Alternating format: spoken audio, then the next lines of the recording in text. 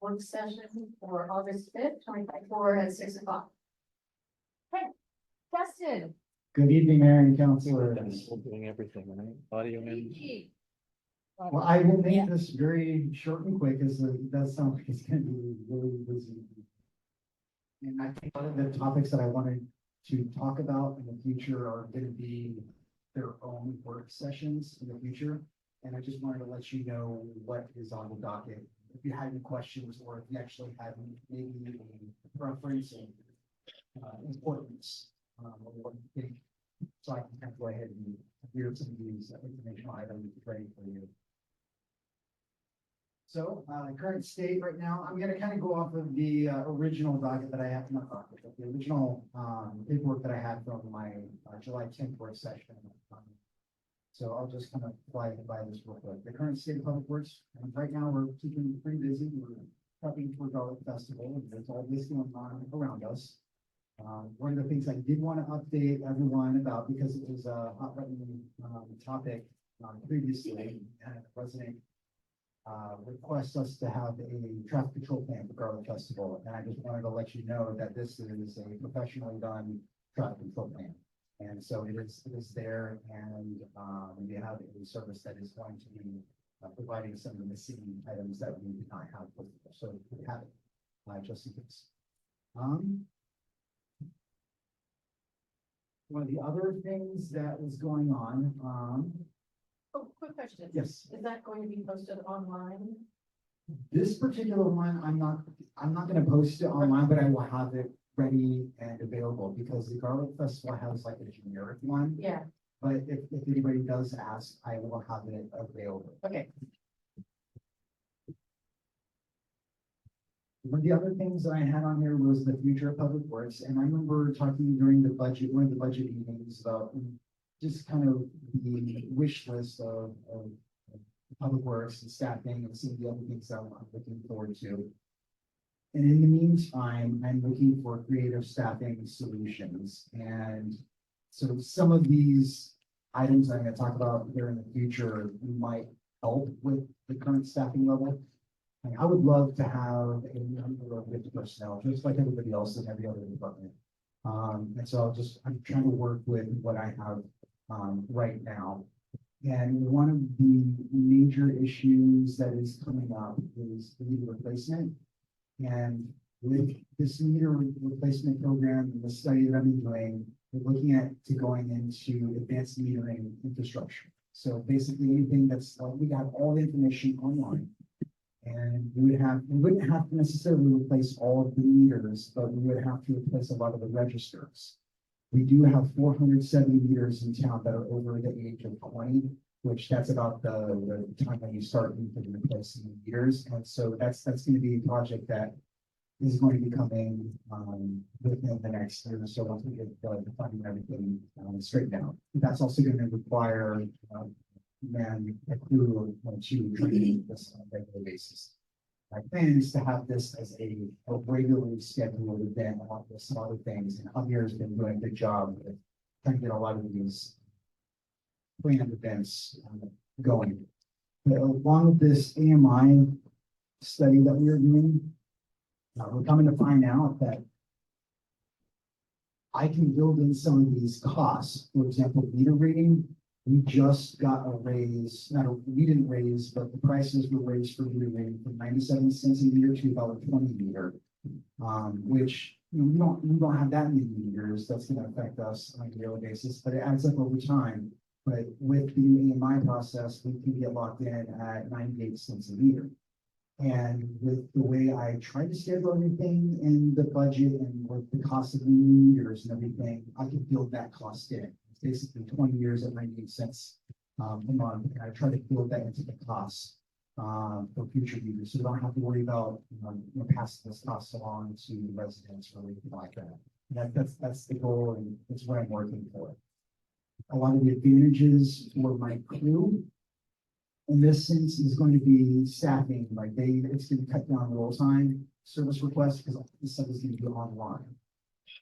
on one hand, it might be a little bit more on the front desk end, so Bailey or whoever we have working the front desk might have to do a little bit more talking with the resident, but all the information is going to be online. And for frequent problem accounts that we have, there's an ability to install a special meter. You don't have to install all of these meters, but just certain ones. And especially like larger meters where we can do an automatic shutdown. We can do everything automatically by a click of a button. And that is something that will also cut down on kind of staff rules time. There's a lot of information that can be got from that. It's kind of like PGE has, your real-time usage statistics, and I think that would be very helpful and beneficial for a lot of the residents. And so if you have any more questions in the process about that, we're looking into, we've had some meetings with a vendor about how this is going to integrate into Springbrook, because we went through a lot of our financial issues, and it's something that is doable, but it's going to take a little bit of time to finally get it to implement. But it's something that we could definitely do within the next year. We'll check out the time. We got a few minutes left. Another topic of discussion that's becoming more and more of a priority as our JWC agreement is about to expire. We are in the middle of an aquifer feasibility study, and pretty much narrowed it down to one feasible site near the new public works facility and the reservoir. And what this aquifer storage and recovery unit will do is help us regain a little bit of I'm kind of blanking out with the name of the words. We can be on our own a little bit instead of relying on JWC in case of an emergency. So if, let's say that pipeline between us and Hillsborough breaks down, we've got a little bit extra room to go because we have an ASR that's a large aquifer underneath us, so we will be able to stand our own ground for a little while. So how much are we gonna actually have in reserve in a aquifer or two? I think that number, it's gonna be a little bit more than what we have. But that study still is under investigation right now. So I can give you a better number once we get a little bit further along. But it's something that is a little bit more sustainable than what we have right now, especially in the case of emergency. Because one of the things that we talked about in the meeting today was, we can't use necessarily the water that we have at one of our wells at the old pump station because of the arsenic issue and everything. And well, what if we wanted to use it for fire suppression or whatever, but that entails an entire new, we have to flush everything out and it becomes more expensive, and then we have to make sure that well is chlorinated. We have to have a temporary, we're talking millions of dollars here for just a temporary thing, but on the storage reservoir, yes, it's still going to be costly, but it's going to be something that will help us become more sustainable and kind of win ourselves off of JWC in the process. So there's a lot going on there, and I think us being sustainable on our own is a really good goal for the city. On top of that, I wanted to give an update on the landscape maintenance contract because we have over 30 areas in town that we maintain, and about 10 of them were identified, and they're about the same areas that we had a contract before for, I think it was 10 plus years. And we reinitiated that contract. So that gives up time for my crew to go on to more critical tasks. So that's going to help us quite a bit. And yeah, any questions about that? So far it seems to be working pretty well. And we also have kind of a contracting clause in there that if we do have code enforcement, that they will be able to, abate obnoxious weeds as part of that, instead of taking time for my crew to go out there and do things on our own as well. There's some other personnel issues that I've been investigating, and I was taking a look at 3J's invoices specifically from February to June of this year. I calculated our inspector costs for that. I'm a very high component of, we need to have an engineering technician full-time on staff, and they can do a number of things for the city besides inspection, and what they can do with, code enforcement and helping out in the office. And there's plenty of work, even if we don't have capital improvement projects or development projects. There's permitting, there's a number of things, but some of these things 3J can't do, but they can if they're on in-house. The costs that I came up with for those 4 months is 230 hours of work and at $40,000. The projected costs, we are expected to spend at 550 hours by the end of the year. It's going to cost $95,000 just an inspection for 550 hours of work. A full-time inspector would actually be very, very nice. And to top this, the other information, the change orders that we received from her and Subcom were over $100,000. And a lot of these issues could have been, some change orders are necessary, but some probably could have gotten caught. I would say at least $50,000 could have gotten caught early. So we're talking about $150,000 in, I wouldn't say savings, but costs of what it would to have an inspector and the benefits and everything that kind of evens out. But in the long run, we get a better product and we have more, it's ours, and we don't have to rely on an outside agency to do that. And so that's something that I'm also considering to come into play next budget cycle. And I think that would be a higher need than, let's say, another operations technician. Speaking of that, I've been talking with a public supervisor over in Banks, and we're kind of working on doing that kind of a work and vehicle share couple things so we can help each other out a little bit. And so in the meantime, if we are short-staffed, they're short-staffed, we can work together. So we're working on shortages between both municipalities. So I'm just kind of looking for creative solutions.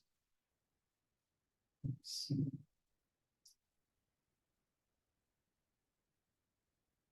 Okay, a couple other things on here. The last thing I wanted to really talk about is, it's kind of minor, it seems minor, but I really want us to be an EWA accredited organization. But that's going to take a lot of time and a lot of work, a lot of planning, and I want us to strive to be the best that we can. And there's a lot of benefits to being an accredited organization. And some of it is purely just bragging rights and saying, hey, we're the best at what we do. And I don't really want to settle for this. And so part of that is making sure that I have a team that's well trained and well funded and not just, flying by the seat of our pants, and just actually making sure that we are prepared and we are providing a service to the city. So we have the capability of with that, open to questions, or if you have any interests.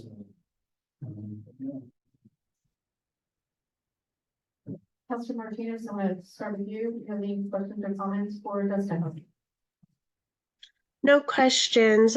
Just thank you so much for your crew for helping set up the Garlic Festival. I know that's quite a task, and it's always the hottest heat that you guys are doing it. So kudos to you guys and your team for keeping up the good work on that.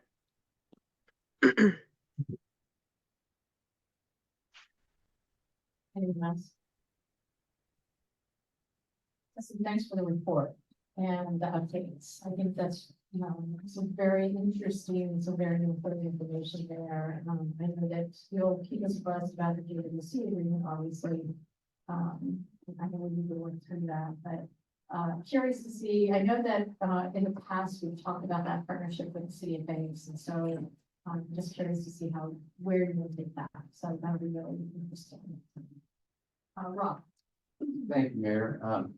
Councilor Sheldon, I was in on that meeting today, and it's hard to tell initially what the capacity of an ASR well is. But Larry Eaton, whom I met in 1995 while serving in Beaverton, he and I went with TVWD to Salem to get state law changed to allow for ASR wells. Larry's a genius on ASR information, and he estimated between 45 and 95 million gallons, and at less than 1 million gallons a day, that would sustain the city for some time. At least would allow for potentially exploring emergency options. Yeah, that's fantastic. Yeah. Thank you. Anyone else? Thank you. Any other, one more time? Nope, okay.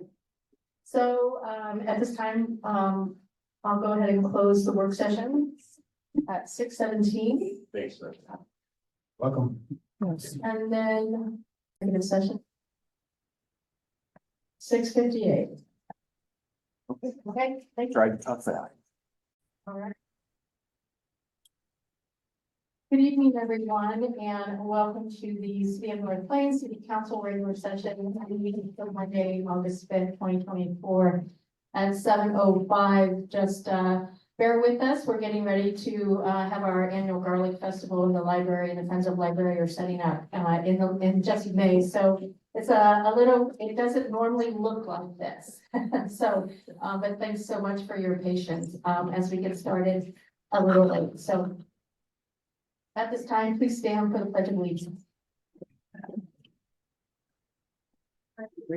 To the flag of the United States of America, and to the republic for which it stands, one nation, under God, indivisible, with liberty and justice for all.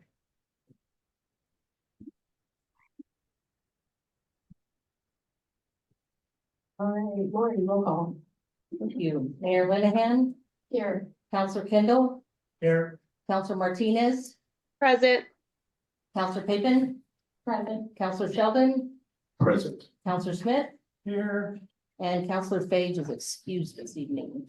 Thank you very much, Lori. This evening, we have on our consent agenda, the approval of August 5th City Council regular session agenda of the July 15th, 2024 City Council minutes. Are there any additions or corrections that we need to be aware of on the minutes? Lori, I do have a correction. And I did correct that. You can go ahead and say it, but I corrected it before it got sent out, after it got sent out, so. I abstain from voting on number 9A, resolution 2273. Creating the certificate of position. Any other corrections or additions that we need to be aware of in the minutes? Hearing none. I'll entertain a motion. I'll move for adoption of the consent agenda with the corrections noted in the record. Second. We have a first and a second. Any discussion? Hearing none, all those in favor say aye. Aye. Any opposed, say nay. Hearing none, motion carried. Thank you.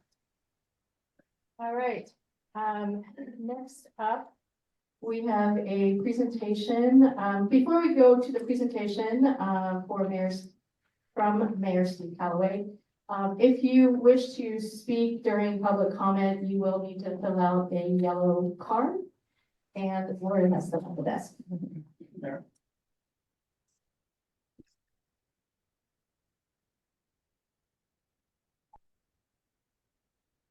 All right, at this time, I'm going to bring up my fellow mayor, Mayor Steve Calloway.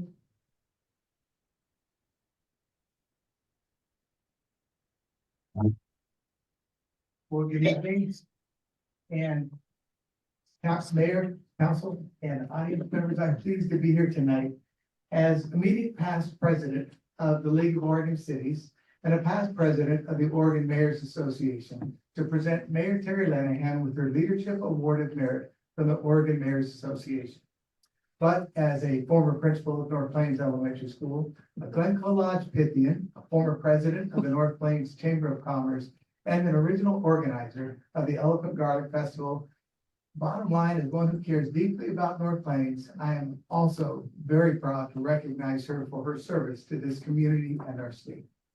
The Mayor's Leadership Award of Merit is the highest honor that is given by the Oregon Mayors Association. It is given by all mayors to a single mayor, and Mayor Lenahan is well deserved. I'll read excerpts from the awards ceremony tribute. Mayor Lenahan was first elected North Plains Mayor in 2016. She has overseen a lot of positive change in the community since then, including the construction of new homes, a new elementary school, new parks and trails, the construction of a new reservoir, a new public works facility, emergency operations center.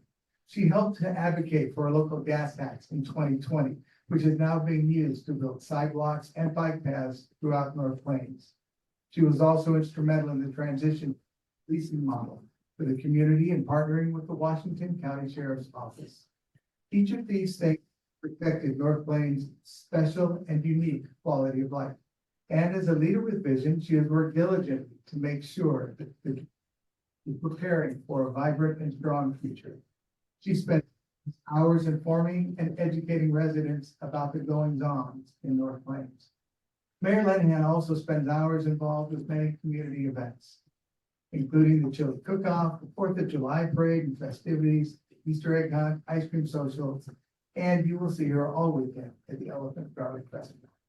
Now, as the 2023 OMA president, Mayor Lenahan led the fight for the OMA Homelessness Task Force proposal, which would have provided a direct allocation to cities to help respond to the homelessness crisis facing our state.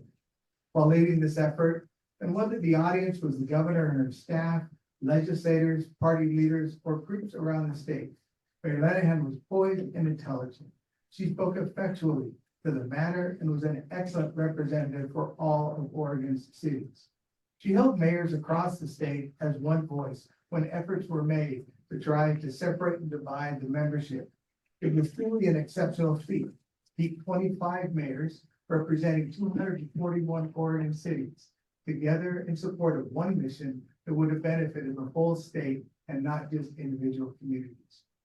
In addition, Mayor Lenahan, she is creating tools for new mayors when they take office. New trainings in 2022 and 23 and 24. Now, mayors from around the state have shared that her authenticity, her down-to-earth attitude, and her welcoming approach to new mayors led to their participation. Other here are Mayor Lenahan is a true servant leader. She listens intently and purposefully. Others have to say. She's a tireless volunteer who has made countless sacrifices in the pursuit of helping improve North Plains.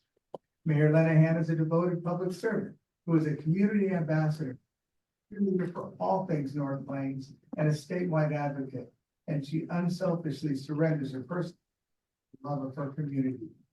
She leads with grace and compassion, stands up for what is best for the long-term health of her community and communities statewide, whether it is a moral issue, a social issue, or a policy decision. So, to all of those behind me, the council up front, please help me congratulate the OMA 2024 Mayor's Leadership Award of Merit recipient and winner, Mayor Terry Lenahan.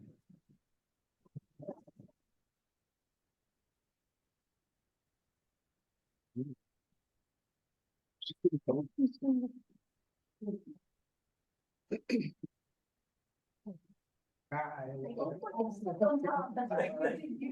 walk on the bottom and all. No next in my mouth, so it's good. All right, so here we go. Very good.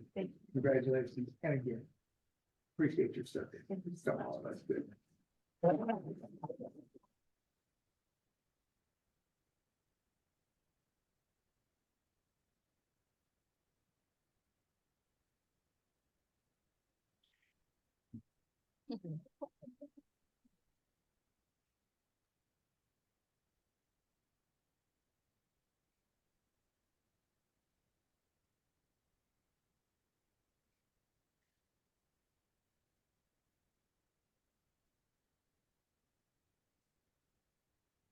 Thank you again. Mayor Howard. Speaker gallery. All right, so this evening, we have a few things on our agenda. The first one on the agenda, could is, just- 10A, new business, is the League of Oregon Cities Priorities List discussion.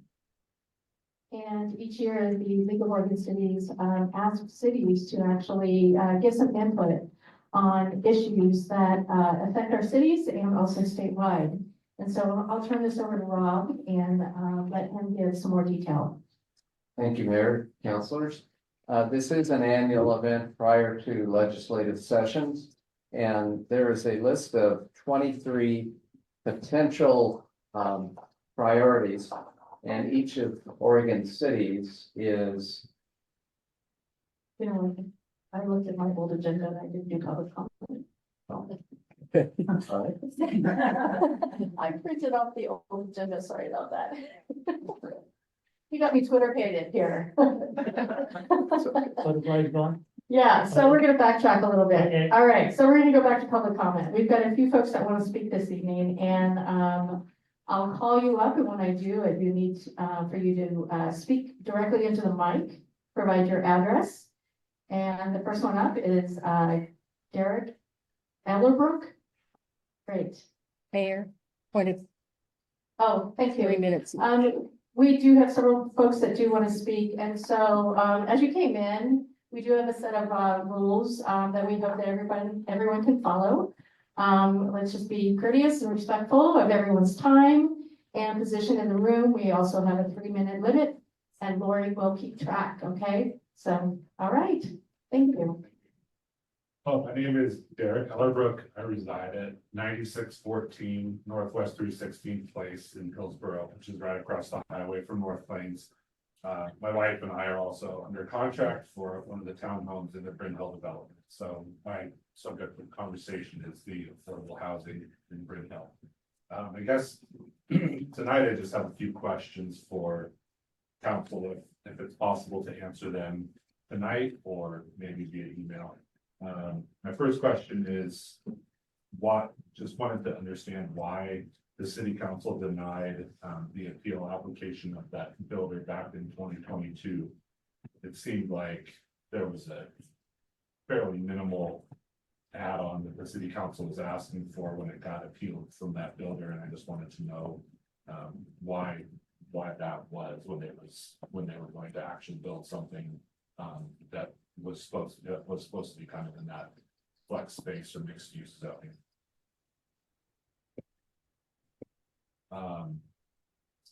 My second question is, are there any benefits or incentives that the city gets if they do allow affordable housing within North Plains?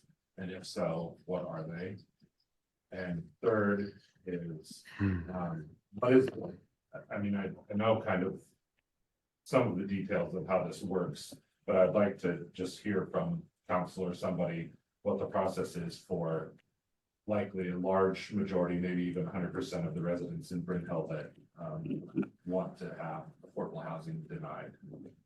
So as I stated at the last meeting that I commented on, I just wanted city council to know that I am against the affordable housing project. And I think I've stated before kind of why, but I don't think it's the right space for the residents of Bryn Hill. And it kind of goes against the comprehensive plan of the city and also will cause large traffic issues around my townhome and others in that area. You guys recommended last time that I participated in the planning commission meetings and all that stuff, and I have been and will continue to do that. So thank you for your time. Great. Would it be easier if he submitted those questions in an email and then have staff respond? Yeah. Okay, In that would be- info at. okay, thank you. Thank you very much.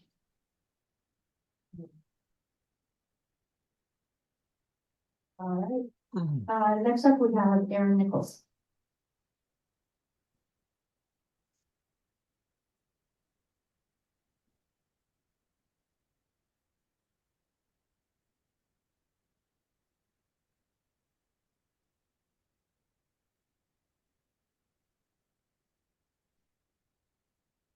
Good evening, Mayor Lenahan, city councilors. Can you hear me this time?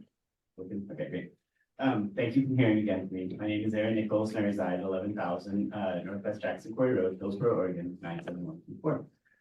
I am friends of North Plains Park Road. I appreciate the council's willingness to slow down the relook and seek deeper engagement. We'd still like to help with the engagement process moving forward for a new vision for North Plains.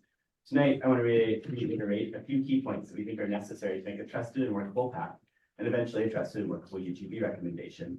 For the relook process, we encourage the process to be open to those who wish to participate rather than those who are invited to do so. We look forward to seeing this application on the city's website. It's our belief that people selected in such a way should form the majority of the commission. The PAC should be a body that advises the board and not a body that's made primarily of those already in the city government. At least half the members should be drawn in as diverse way as possible from the community. In a recent survey of over 100 people, 56 said they'd be interested in attending such community meetings. So I think the interest is really out there. Secondly, the PAC should have the mandate to consider what it needs to consider to follow the direction of the community. It's likely that we will need to look at documents like the HNA and the EOA. Similarly, the PAC should control the timeline within reason to make sure they can do a thorough job of outreach. Last, no one with a financial interest in the final outcome should be on the PAC. This body should strive to look towards the community as a whole and not the narrow interests of a few. I also just want to quickly encourage you to look at the survey that I submitted with my written testimony. Farmland First launched a pretty informal survey, reaching out to people on email lists and Facebook. About 102 people responded, and 61 of them reside in North Plains. It shows basic priorities of the community may not have been reflected in the original UGB and related documents, which I think suggests just a very thorough and engaged look. Of this group that would answer the survey, the highest priorities were the rural feel of the town and proximity to nature and open spaces. By far the lowest priority was an increase in industrial land. While affordable housing averaged up medium priority, housing in general was ranked fairly low or very low priority by majority of residents. We agree this is far from a scientific poll, but we do think that combined with the resounding rejection of the original UGB proposal, it shows the need to start the relook at the very beginning and make sure that it goes in a direction the community supports. We hope to work with the council over the next months and see such a plan take shape. I also think since Mr. Calloway is here, we could ask about Hillsborough's plans for expanding towards North Plains, since that's something that's come up a lot in this discussion, and we haven't heard from Hillsborough. So if he's able to answer that, maybe we could ask him. If not, no problem. I'm sorry, this is my meeting. Yeah, I know. Who's going to this meeting? Good morning. Thank you. Next up is Tanya Golden.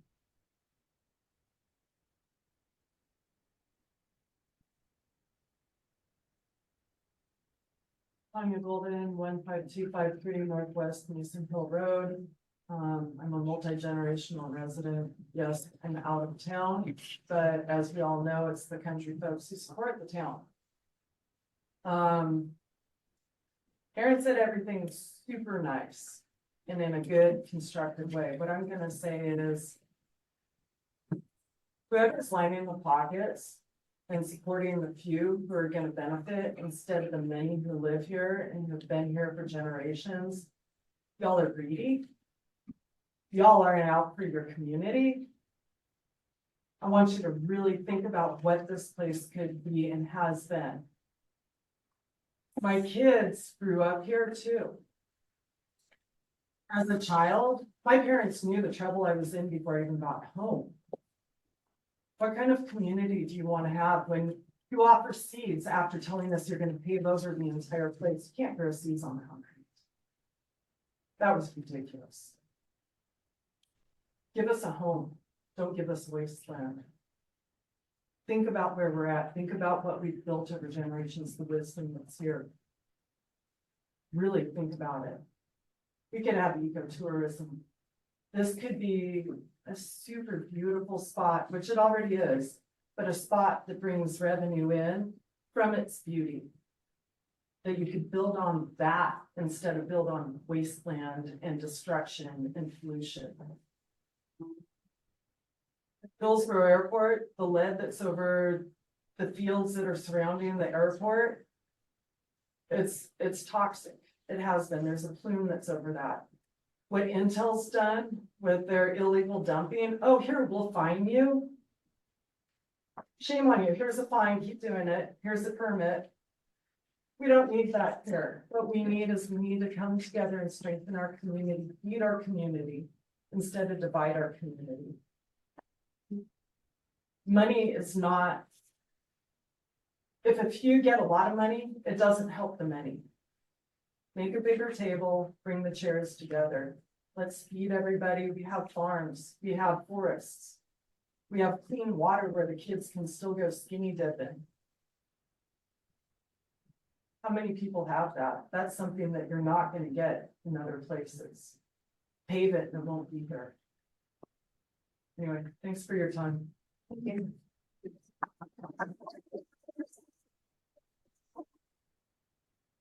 Next up is Marlo Eckert.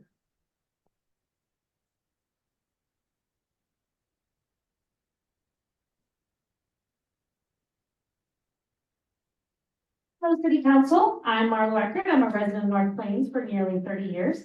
I grew up in North Plains, attending North Plains Elementary School, where the teachers taught generations of family members. Excuse me for just a moment. Did you state your address? Oh, thank you.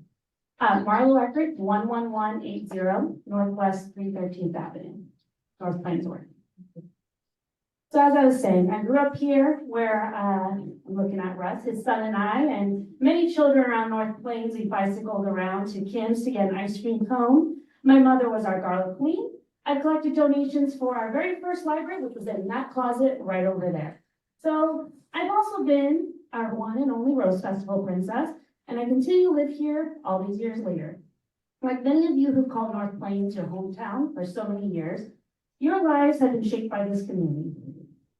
North Plains represents safe, clean, close-knit, limited traffic and congestion, unless you get stuck behind a combine for a few blocks, but a relaxed community and country pace of life where patriotism and small town values thrive with civic participation. Over the past 10 years, North Plains has seen the very things we appreciate that represents the best of North Plains diminish. For decades, North Plains residents have voted down annexing land to expand, and again in 2024, we voted down the urban growth boundary expansion. Statements from City Council that suggest residents of North Plains don't care about this topic is disrespectful and unnecessary because your original proposal was voted down after not listening to the years of feedback that residents are not interested in expanding to Jackson School, North Plains Avenue, and beyond. In fact, statements that suggest residents don't care were refuted yet again at the ballot box. Instead, I would challenge the City Council to change the way your approach of the way you think about and receive feedback.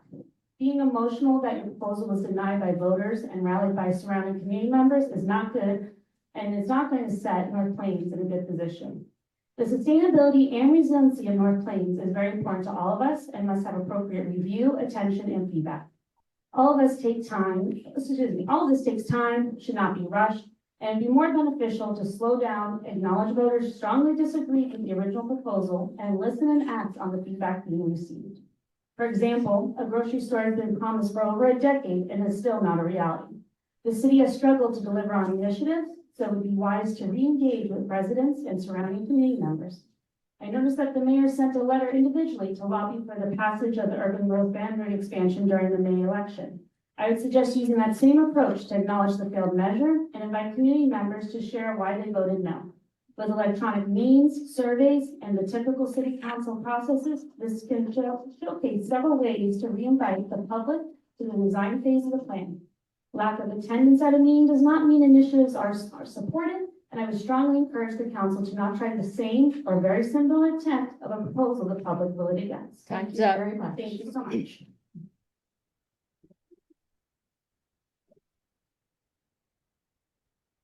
Next up is Joanna Sutton.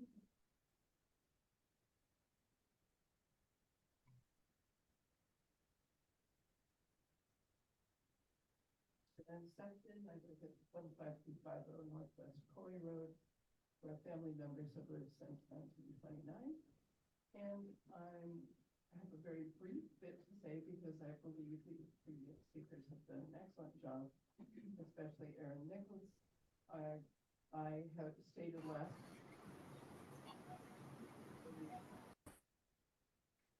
I would be glad to be part of the group that speaks on behalf of the Urban Growth Boundary remodification.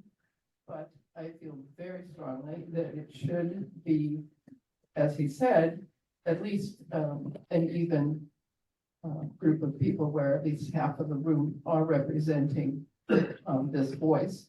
And it should be led by the leaders of this endeavor who know and have spoken with and have surveyed the people involved. That's it. Thank you. Thank you very much. Steve Noble.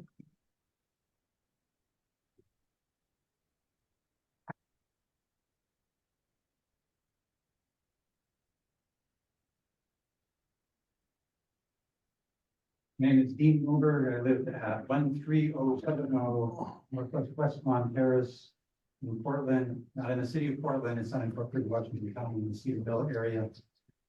Thank you for the chance to testify tonight. My testimony is on my behalf alone and on behalf of any board I serve on or any business that I work for.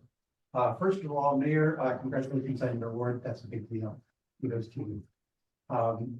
Thank you, also to the council for putting together this relook project. I think that's a great step in the right direction. And I don't know if I should say thank you or congratulations for recruiting Rob Drake as your interim city manager. Rob has served on the Ballard and Stormwater Conservation District Budget Committee for I'm not sure how many years. Generally speaking, 5. Generally serving as our chair. He's a steady hand, calm personality, and always a pleasure to work with. So thank you for recruiting him. The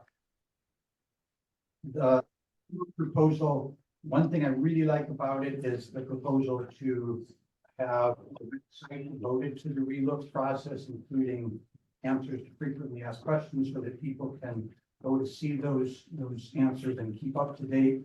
I think that goes a long way to satisfying a couple of the components of goal 1 in my planning process. I think that's really important.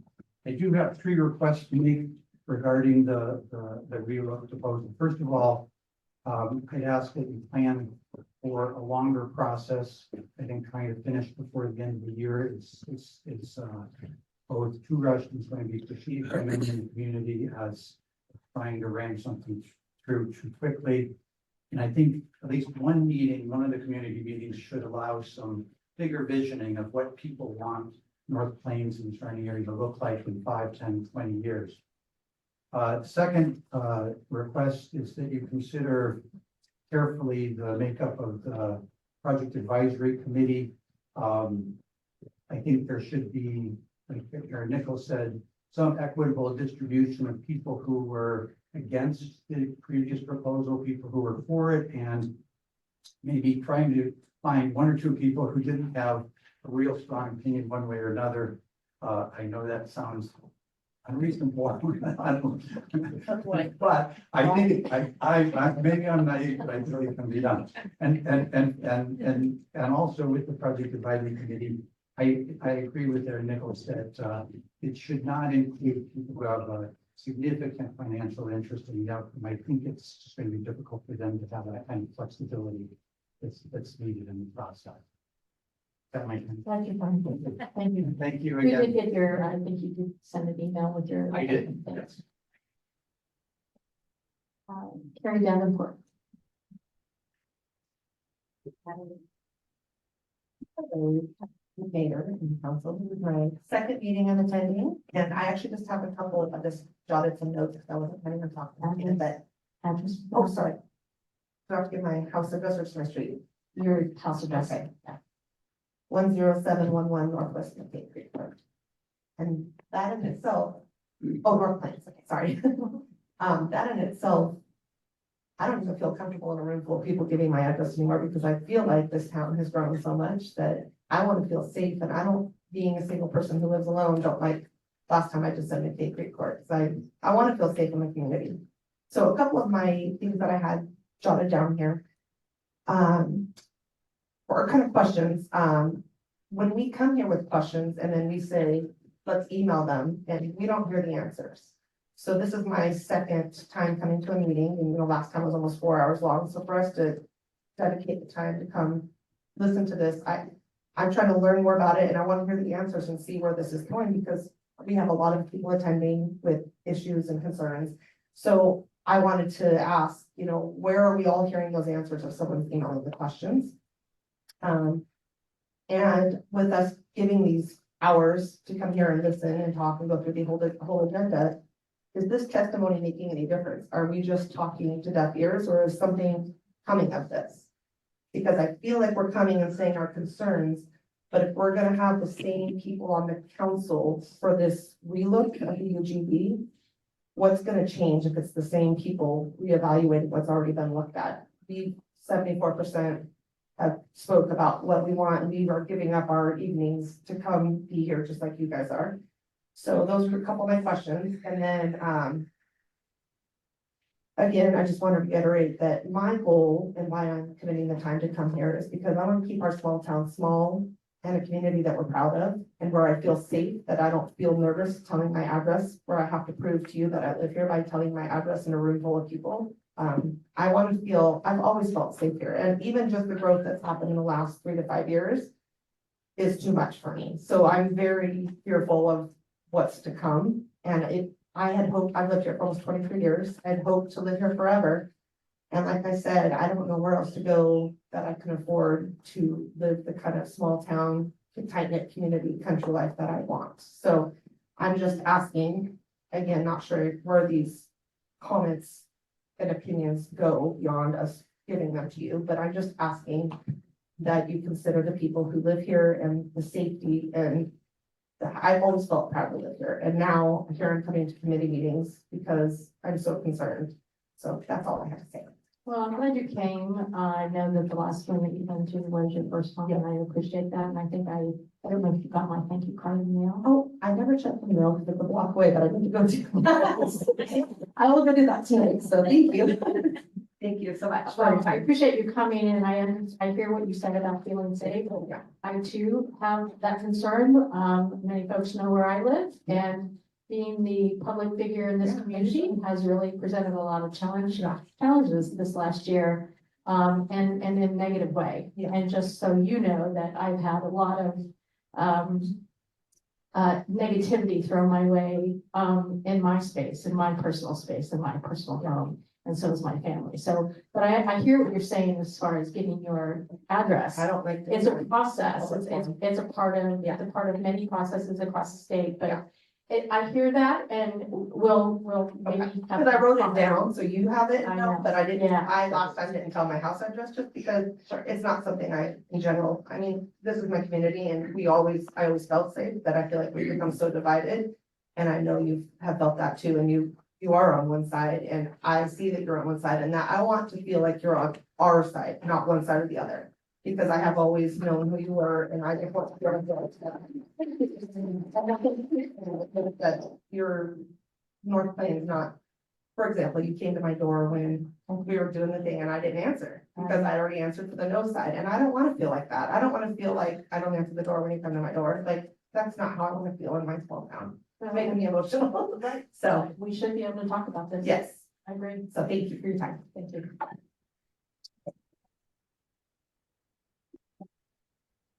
That's it. Chris Edmonds.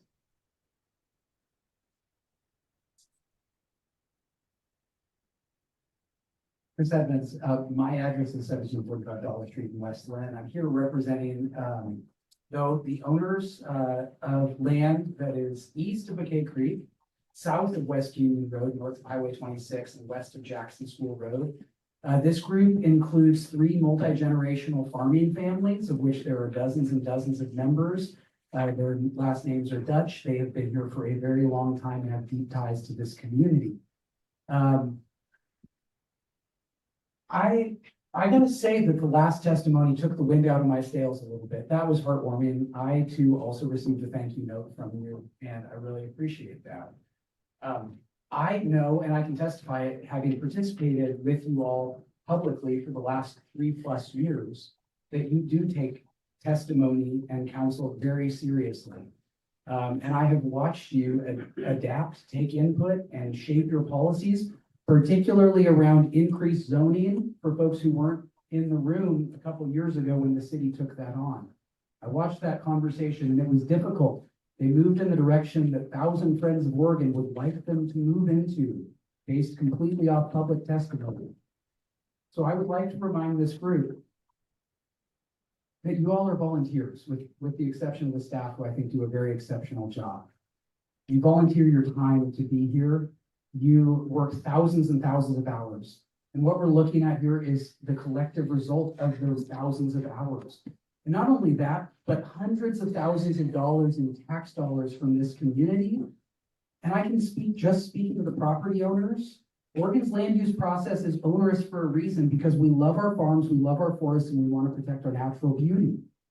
And so as a result, property owners who are going through a UGB expansion process are subject to extraordinary costs to plan, prepare, develop, both in terms of financial resources and in terms of their time. And they have no idea if it's going to be 2 years, 7 years, 19 years that they might be able to develop the property and recoup any and all of that investment.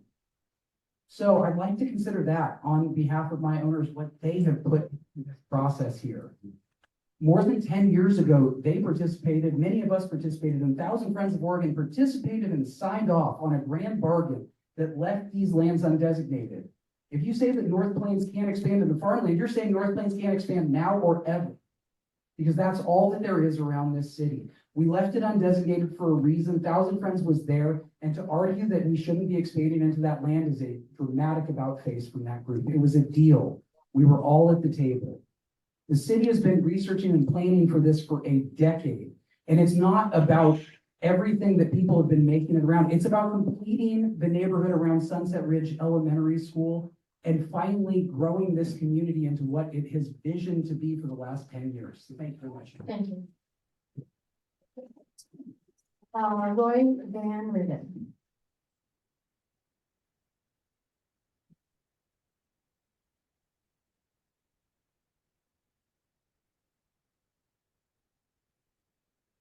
My name is Roy Van Rayton.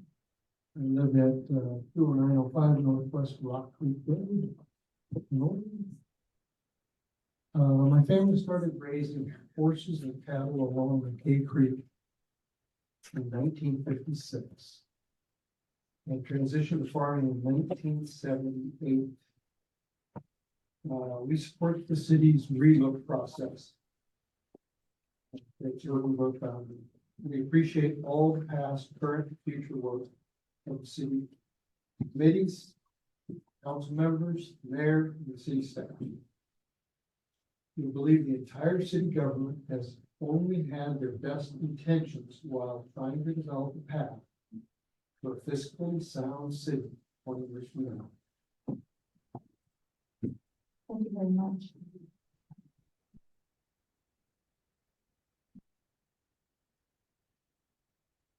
Sit here first.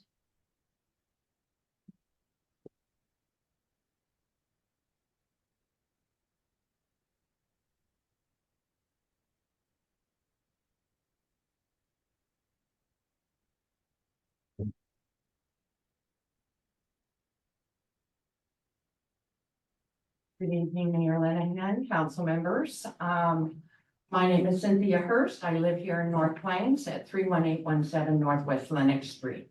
I've lived in North Plains for almost 45 years.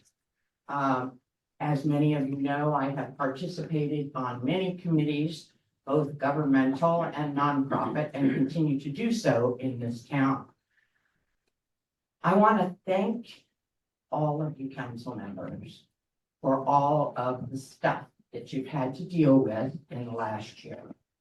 You all know what I'm talking about. I've seen it, I've heard it, I've read it, and I have also experienced negative things that have happened. You are my neighbors. These people are my neighbors. Yet we don't have to be nasty to each other, and that's what I'm hearing. I continue to hear nasty phrases. I'm not even gonna go there, but I continue to hear that about our city council members, about the staff, These people have worked thousands of hours and spent their time to do this. Where have you been the last 10 years? Farming. Yeah, we all work. We all play, but where have you been? I am sure that the number of city council meetings that you have sat in where there's nobody here in the audience are numerous. I experienced that when I was mayor. It was great to have one person show up. But we're here now. Yeah, you're here now, 10 years later. This process has taken 10 years. We have all participated in this. Don't say you didn't know about it.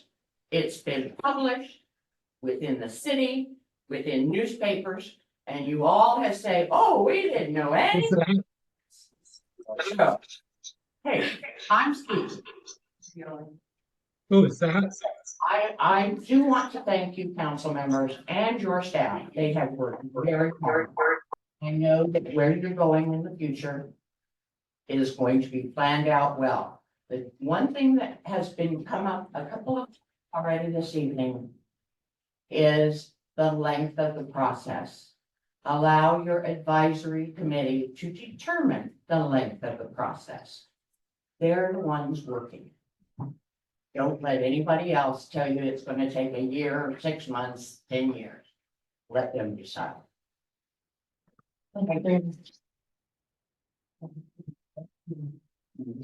Or is there anyone online? Recognize what you want to see? No hands are up. Or I'm not sure who's. Nobody's hand is raised. Anyone else in the hall, which is so.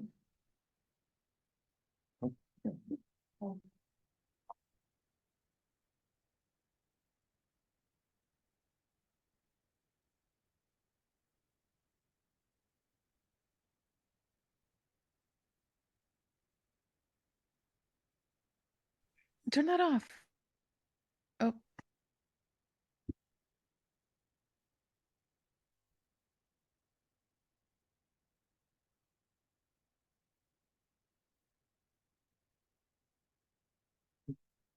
Gordon, Dennis.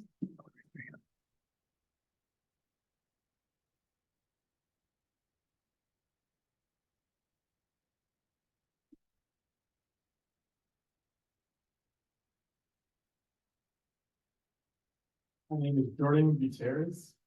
I'm the Democratic nominee for this district. This project is nothing more. Your address for the record. 11908 Northwest McNavy Road. This project is nothing more than the establishment's new way to abuse federal tax credits and state grant programs on the taxpayer's dime, which crooked bureaucrats have masked behind affordable housing. The people of North Plains do not want to import Portland and all its problems of homelessness, drugs, crime, and lawlessness into their neighborhood. I strongly urge the council to vote no on this project to keep Portland in Portland. Okay.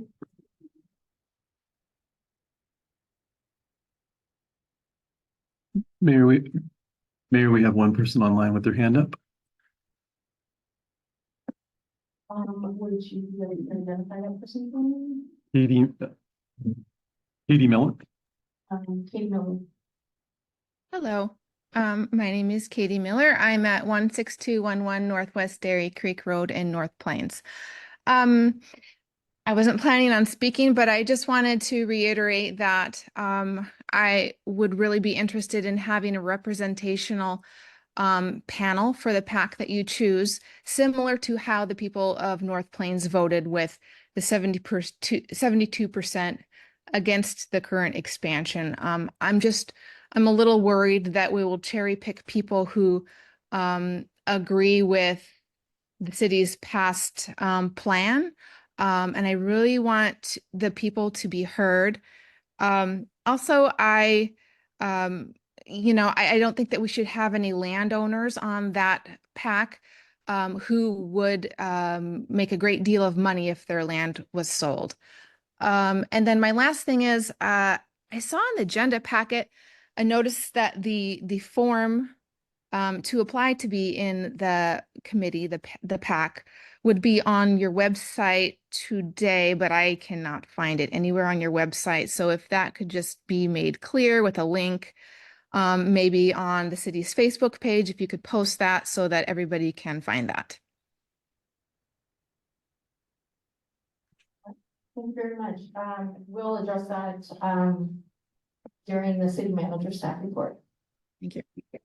All right. Anyone else in the hall? Mayor, we have another person online who would like to speak with their hand up, Michelle Anderson. Hi, it's Jeremy Anderson.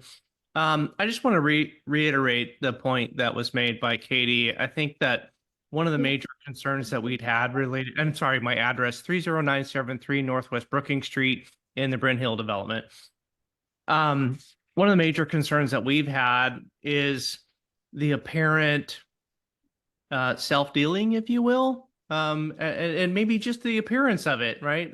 Where landowners are making decisions that benefit them and not necessarily representative of the whole of the North Plains community. And so I would like to reiterate that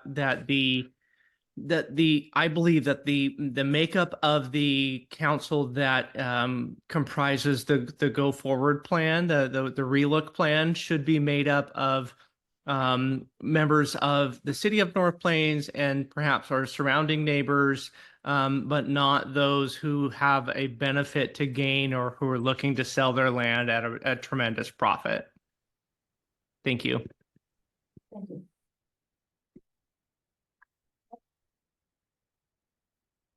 You good? Anyone else? Mayor, I don't see anybody else. Thank you everyone for your testimony this evening. We'll move on with our agenda. Mayor, I just feel like I just have to say, No. on behalf of the farming families, they are not landowners. They're farming families. And you can refer to farmers on either side. All testimony needs to be on the record. All right, we'll move on to, now we'll move on to the League of Oregon City, the council's 5 choices for legislative priorities for the 2025-2026 cycle. From. Thank you, Mayor and Council.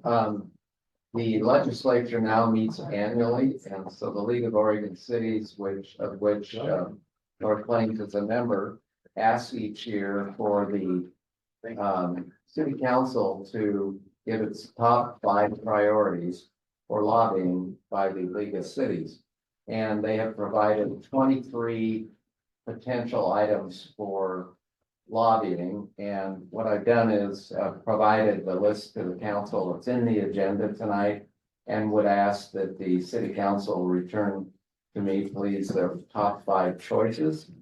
And I'll list those choices, the top 5, and if there are any ties, for example, we may turn in more than 5 top choices, and I know other cities do. So this is sort of an assignment to the council, and if you have it back to me next week, I can tell you. Thank you. Anyone have any questions or comments for on the topic? Councilor Martinez? Okay. All right. Thank you, Rob. And you want that back by August 12th, right? Yes. Okay, great. Thank you. All right, next on our agenda, item number 10B is the recruitment brochure for the city management recruitment. Thank you. Mayor and Council, again, you're aware that Andy Varner left the city to go to the city of Beaverton, and consequently, I was asked to serve as interim city manager. It's a 6-month contract. And we're in a recruitment process now for a new city manager. And the council provided some input to the document. Our consulting suggested we give the public an opportunity to look at it, which we have done. We put it on the agenda, and if there are any comments tonight, Mayor, I'd like to provide the opportunity for anyone to comment about the brochure. If there's anyone in the room that has looked at that online, Cindy Hurst, would you like to come up, please? Anyone else? Raise your hand. Okay. Cynthia Hurst, 31817 Northwest Lenox Street, and I have looked at it, and I think they've done an excellent job in talking about, explaining about our community and what's facing us. Also, I was very pleased to see a lot of the detail that they wanted to look at as to what an effective city manager would be here in town. It's not just nuts and bolts and training and so on. It's also attitude and the way they communicate. And I was very privileged to be part of the selection committee for Andy Varner. And I hope that when you are ready to take a look at a committee to look for the new city manager, that you do look deep within the community and find some people who are really interested in making sure we have a good person at the helm. Thank you very much, Cindy.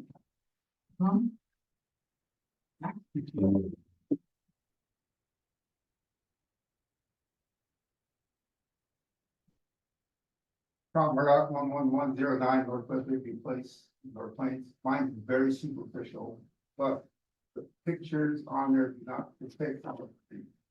I'm trying to sell North Plains to somebody to come here. We should be putting pictures of the murals and murals and things, not an artist description. It doesn't exist.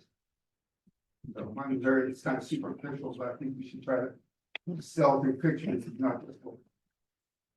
Great, thank you.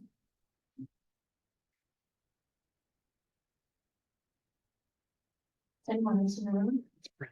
Oh, yeah. Mhm. Okay. Bill, is there anyone on the line that we need to? Nobody with hand up, Mayor. Counselors, any feedback, comments, or staff?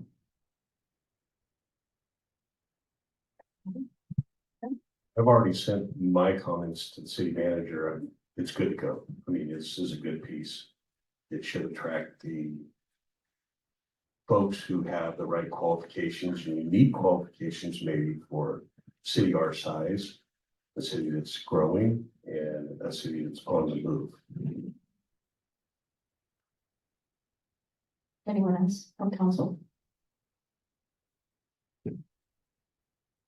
Yeah, would you?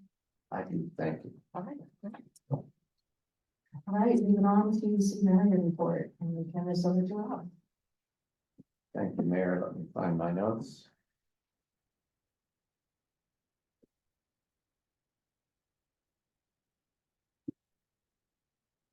I won't keep you hanging. My report tonight will be brief, and we're actually going to bring it back at the September 3rd meeting for final review and adoption by the council and any comments by the community. I would guess that there'll be a slight modification on the relook document that many of you commented on. Thank you for your comments. They haven't had an impact on portions of the document, and especially with the list of people that you would like to see on the committee. It would be a cross section, and the council is very clear in its instructions that people should be a diverse look at people selected. There will be people on the committee who were very open about the fact that they didn't like the previous plan, and there will be people from outside the community too. It will be a cross section, and it would also, we'll look at it with a lens of diversity, equity, and inclusion. It's a big assignment. This is a very diverse community, very many different viewpoints.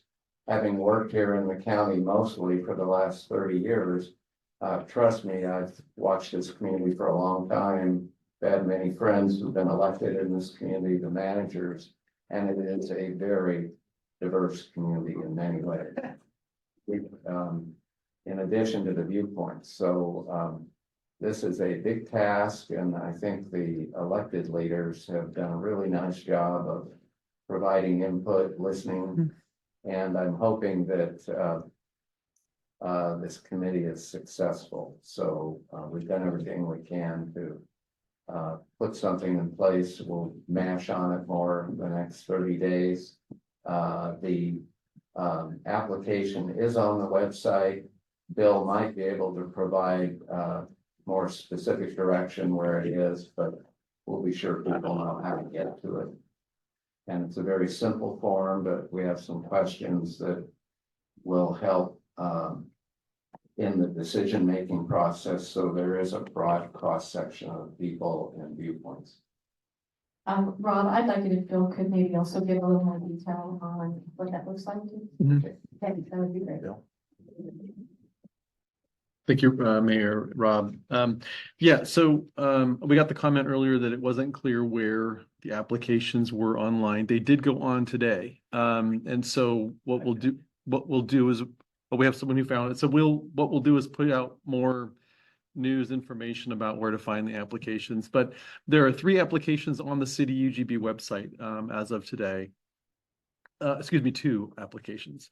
One application is for the resident volunteer, the at-large North Plains, City of North Plains resident seats that are going to be added to the Relook Advisory Committee.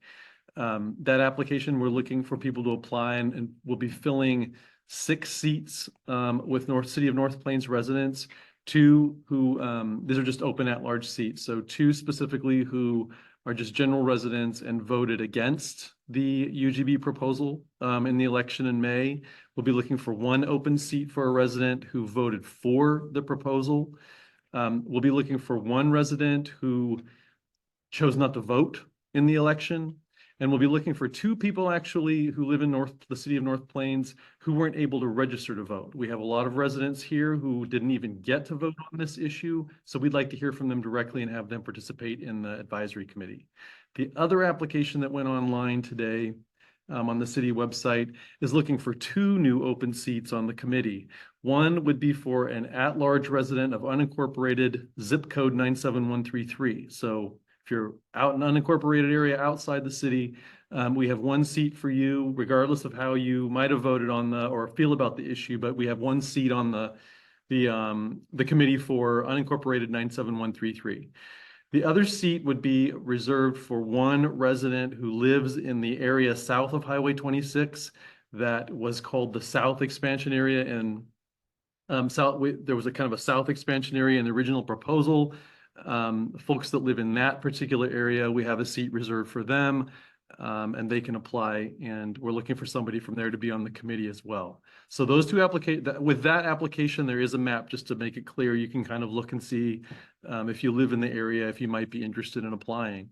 But those 2 applications went online today, and we'll just on the city's website, and we'll put out some more kind of announcement information on social media so that folks can find it. To the technical advisory, like the technical folks that might be on the committee as well.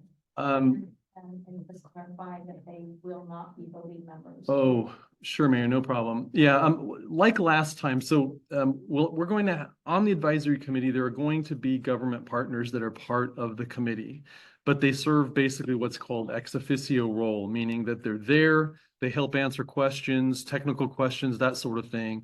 But as representatives of other partner agencies, whether it's the county, the Department of Land Conservation and Development, Clean Water Services, whomever it is, they don't vote. They don't vote with an opinion about what the recommendation should be about a new urban growth boundary.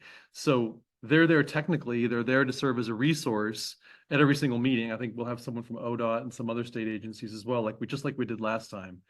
But they're ex officio, they really don't count towards any sort of voting or reaching a conclusion. They're just a resource. Also, I just want to make sure that you have any questions.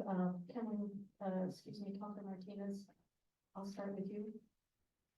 Thank you, because I couldn't find my hand raise button, but I was able to go right on the northplains.gov page, find it right away, and I was looking at both applications, and I think this is going to be, I just really like how you guys broke it down to make it more equitable across the board of different types of residents and non-residents. So I think it looks really great and the applications look great. So I think you'll get a good group of people.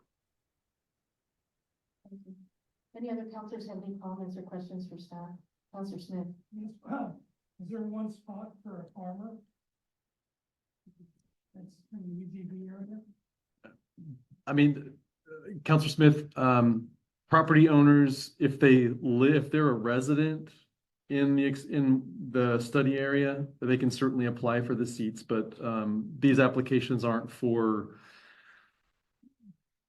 farming family residents specifically.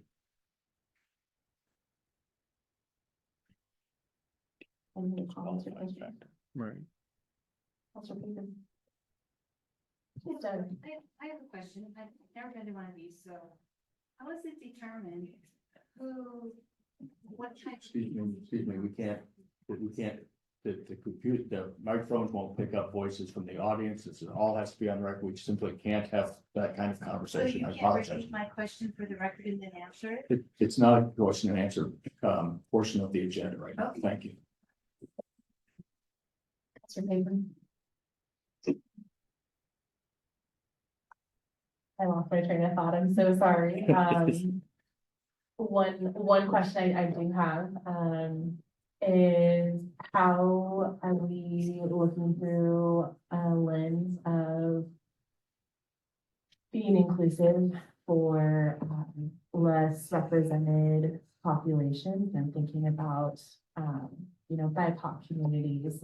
And again, I know, Rob had mentioned we're a really diverse community, and we are. And I just wanted to know if there's any plan in place to make sure we're providing that outlet. Councilor Pittman, great question. So on the application, we make it clear that we are openly encouraging individuals who we're trying to actively recruit. We make it clear in boldface, even I think still it says at the top, we're looking to encourage folks who reflect the growing diversity of the community of the city of North Plains.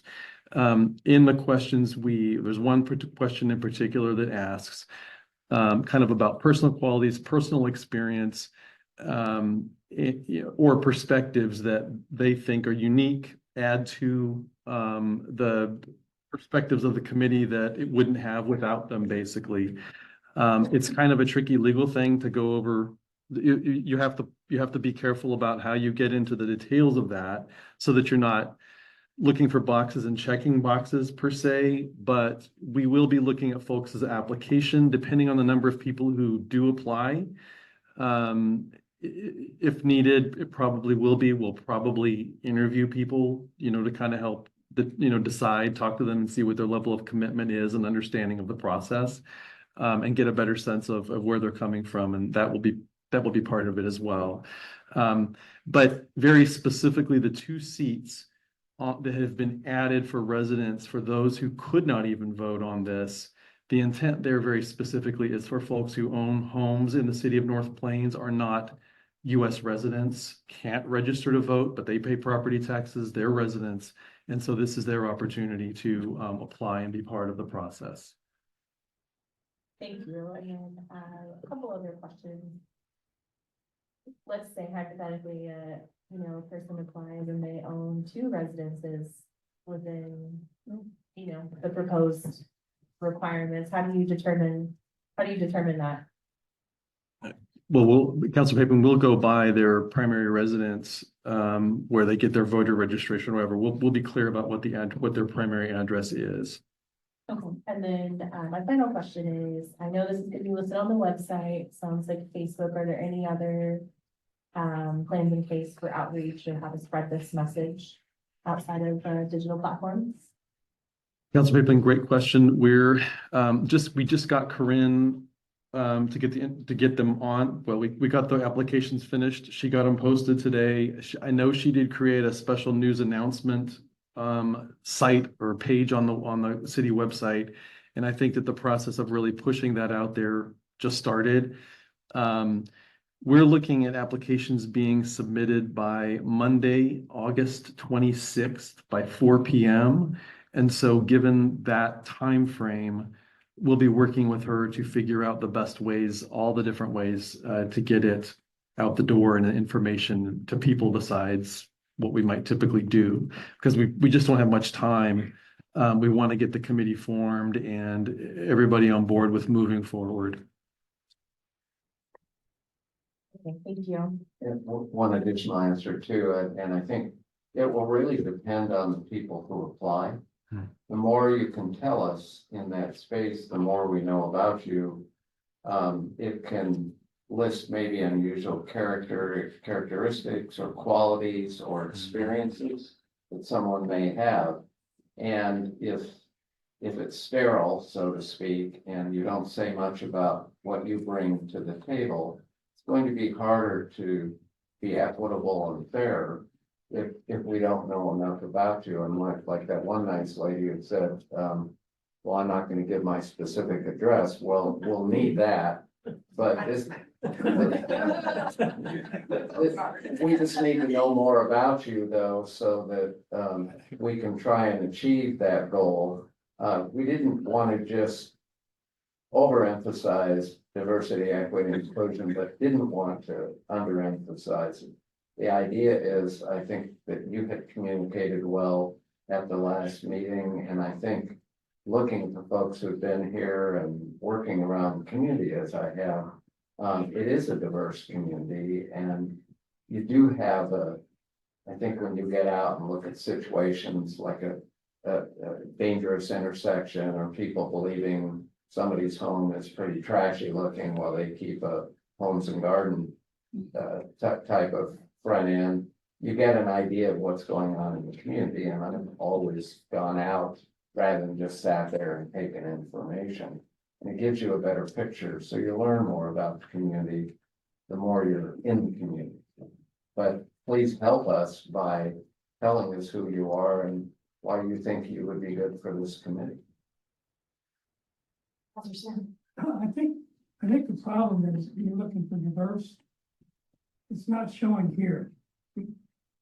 There's a group of people, if you walk your neighborhoods, there's different races. There's different races and stuff. It's not showing. I mean, we're not getting connected with them. And I think it's gonna be kind of hard to do, I know. I know about my street, you know, it's probably 25% white. And I just don't see it here. And I think that's what we need to hear from. And I'm not sure how you're gonna be able to do that. I think we will find ways to do that, and I was here maybe 2 weeks when the ice cream social happened. And it was after the no vote too, but what I noticed in the folks who were there that night and all the ice cream, I stood next to the mayor about half the evening. All the ice cream we were serving was a very diverse community, and people seemed happy and they seemed to like the community. And it was refreshing to me, not having worked here prior to that and just seeing how welcoming everybody was and how they reciprocated when you were able to serve them for a short while. And I think we step up. I'm really hopeful, Counselor, that they will. And we'll be able to select a diverse group. And a lot of it may be a factor of who applies. This, you talk, excuse me about my voice. Doing something at the Garlic Festival? Is that something up there or that? I don't think that that's possible. It's too late for that, but it's very possible that we could certainly talk to the chamber and see if the chamber might be able to, you know, help us get the word out as well to the community. So we could use, I would think that through staff, through Corinne, working with other entities in the community, from the Knights to the chamber to whomever, I think, you know, hopefully Corinne will find that space to be able to cast the net so we can hopefully get a good cross section. So I think I'm gonna, I mean, I think I'm gonna trust the system and hopefully hope for the best. So we'll see. Okay. Any other counselors with comments or questions for staff? That was me. Okay, thank you for that. All right, next on the agenda is council reports. I know it's still pretty early in the month. Does do any of the counselors have, I mean, you all are on board with the meetings that are on your schedule? Anyone? Okay, great. I have a comment. Sure. I'd like to thank our sheriff and people involved in the National Night Out. I think it was probably the best yet. It was a great idea to move it in the grass area. And it being the way it is, I think we had a good showing. So very appreciative the people involved in volunteering. I think. That was a great turnout. We had, I think having it on a different night was really, nice. I know that there was some comments online. Folks were like, no, National Night Out is August 6th, right? But I think once it was explained that we actually chose to put it on a different night, so that we could have better representation of our law enforcement in the community. We've experienced that actually over the years where we've tried to do it on a different night, and then we have more law enforcement representation and then more folks that come out. So it actually turned out to be a great space to have the technical negotiation team out there. And unfortunately, I don't think that we got Radar. He was on duty. I think he was supposed to be there, but I think he was on duty. So maybe next year. But thank you. Well done. Really appreciate it. Chief.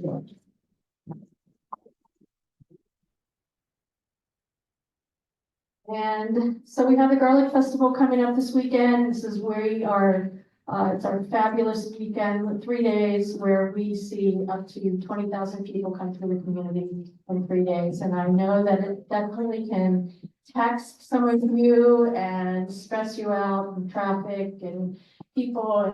It could be really stressful. And I certainly hope it is a very low stress weekend. And we're going to do our best to try to, have a good traffic plan. The Public Works Director reported to us earlier today that they have a really good traffic control plan in and around the festival. So we're really hoping that things go smoothly and the way that they should, and uneventful. So anyhow, hope to see you all during the festival. Please, if you see any of us in and around the festival, please come up and say, hey, really appreciate your time tonight. Thank you very much. And with that, I'll go ahead and close our meeting. I think that says 8:16. Thank you very much. Thank you.